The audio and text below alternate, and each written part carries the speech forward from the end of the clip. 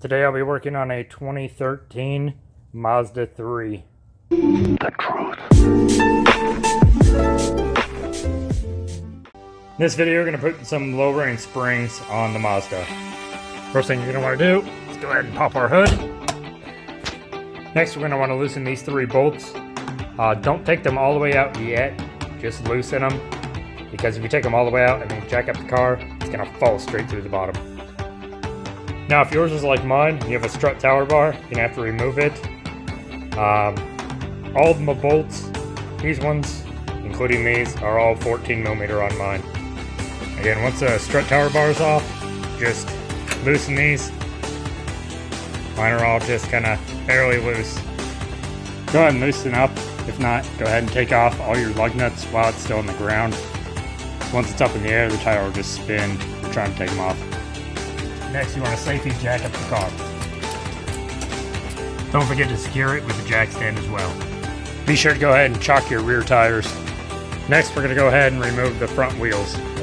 So next, you're going to want to spray some lubricating spray just around the base down here. To kind of help it come out.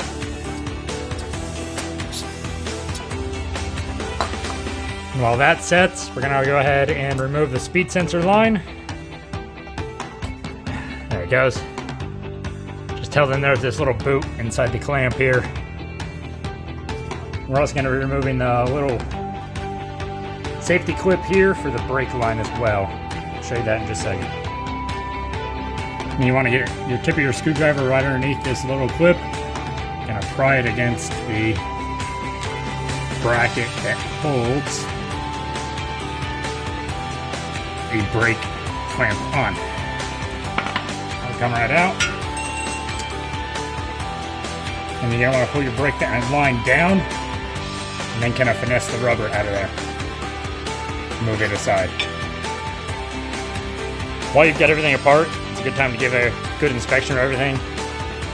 Check the speed sensor line, check your brake lines, check the rubber boot on your shock itself. Go ahead and check your sway bar end links. Mine are pretty cracked, so I might be replacing them here in a second. As well with the sway bar. Next, we're going to want to go ahead and take this bolt off right here. It is a 17mm.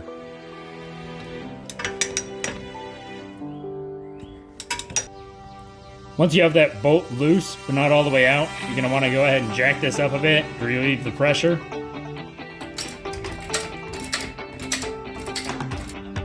You can go ahead and take that bolt all the way out,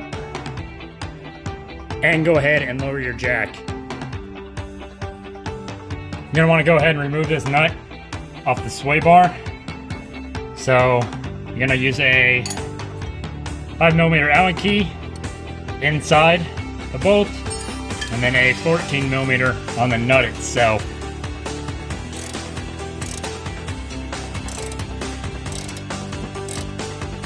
Next, we're going to disconnect the bolts that hold the sway bar on. It's going to be these 2 right here on both sides. They're very long bolts. They're both 17mm. And the same on the other side as well. Go ahead and take those out, and it'll loosen up the clamps on the top side of your sway bar. Alright, right there, the 2 bolts, the top side of them, holding on the sway bar, which is right here, and it's holding on the clamp that holds that whole thing together.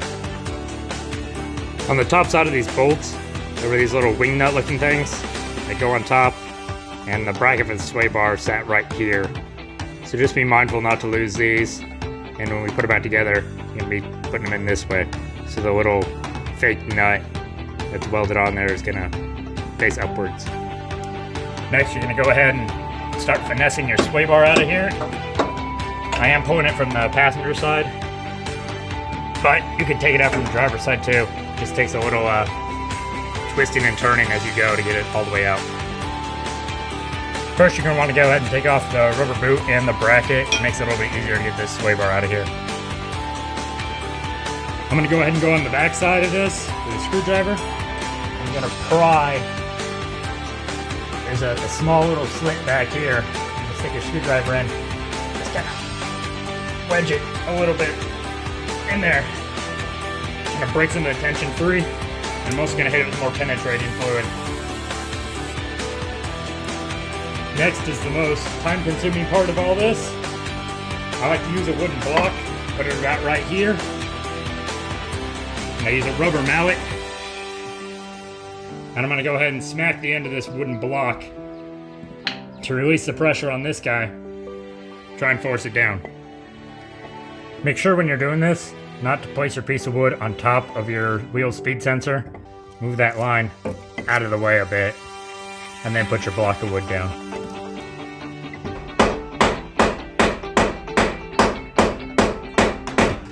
And there it goes.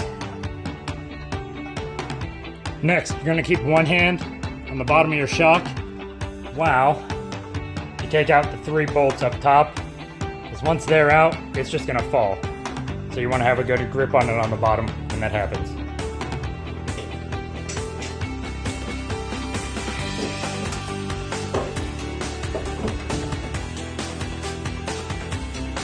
I went ahead and got new sway bar end links. This is the part number for them. Went and got new front struts as well. This is the part number for one side. This is the part number for the other side. Next, you're going to go ahead and put the bushing and the bracket back onto your sway bar. Typically on most, you're going to put grease on the inside, but these ones from Whiteline say don't put grease on them. They are greaseless.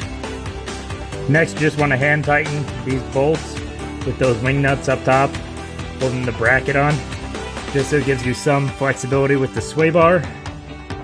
So when you get your suspension in, you got some play with it before you tighten everything up down here. Then I put on some lowering springs on the front of the car.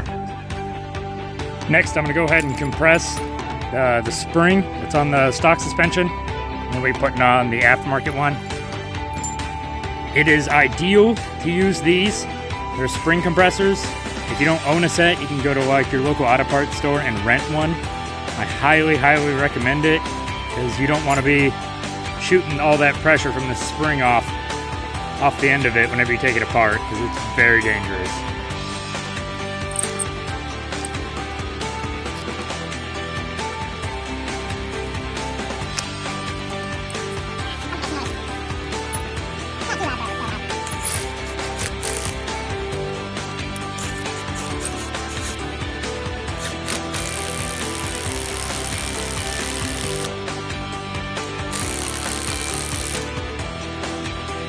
Next, you're going to want to take off that little green nut on the top. You're going to have to use an Allen key in the middle, and then use a wrench on the nut to spin it all the way off. After you get the nut off, this whole boot assembly is going to come out.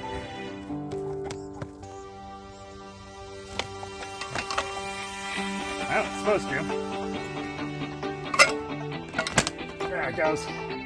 You get your shock itself separated, pull the boot out from your stock spring. Now you're going to want to go ahead and loosen up both of these, and then we're going to be putting them on the new spring. When doing the springs, there's a larger side and a smaller side, and the diameter of it gets bigger.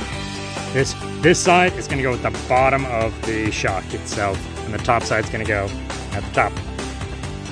Whenever you're loosening up your spring compressors, try and do evenly. Do like this side for 10 seconds, that side for 10 seconds, just kind of back and forth until it's fully released. Here's a quick side-by-side, the old spring and the new one. You can see how much shorter the new one is. Next, I'll be putting the spring compressors on the new spring so I can attach it to the old shock and then put the top back on. Now when you put your spring in a new shock, you have to hold the rod steady with a 6mm Allen key, and then it's a 17mm nut to spin onto this shaft. After that nut is tight, you're going to go ahead and start loosening up your spring compressors. Just be aware of where the end of this spring goes. It's going to seep right down in this little groove right here. Go ahead and reattach this little bracket, and then the bolt for it that holds it together is part of the sway bar that runs down bolt's going to come through, and you can put your nut on the front side of it over here. I'm just going to leave mine loose for now until I get it back on there. That way I have some flexibility and everything. And then I'll go ahead and tighten it up when it's in there. For ease of getting this into the socket in the car, I'm going to throw some grease down on the bottom of the shaft just to kind of help slide it in. Next, I'm going to raise the shock up and then drive these 3 bolts in just to hold it in place while I go and get the bottom side.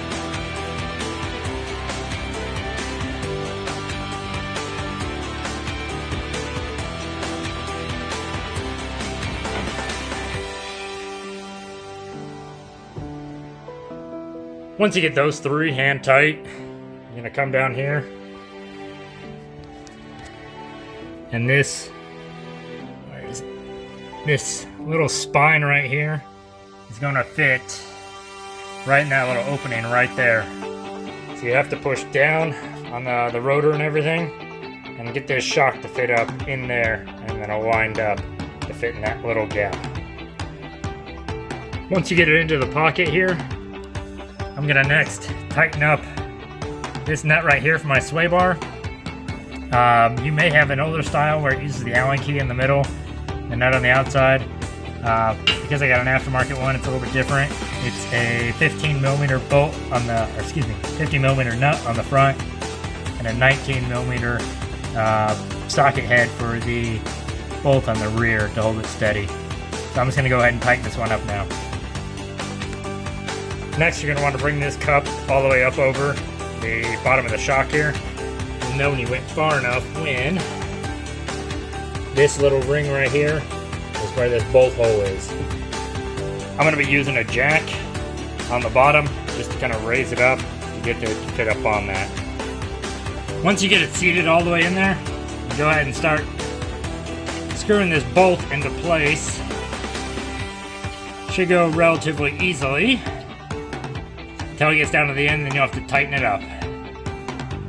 Once that bolt is tight, go ahead and reconnect your brake line with your little clasp right up here. Next, you're going to reattach your sway bar end link. Make my sway bar go down, there we go. But you're going to want to do both sides at the same time because the sway bars are connected. Also, don't forget to reconnect this sensor wire back up here to this bracket. Once you get the sway bar end link installed, go ahead and tighten it up. It's a 15 millimeter on the rear and a 19 on the front if you're using the same brand end links as I am.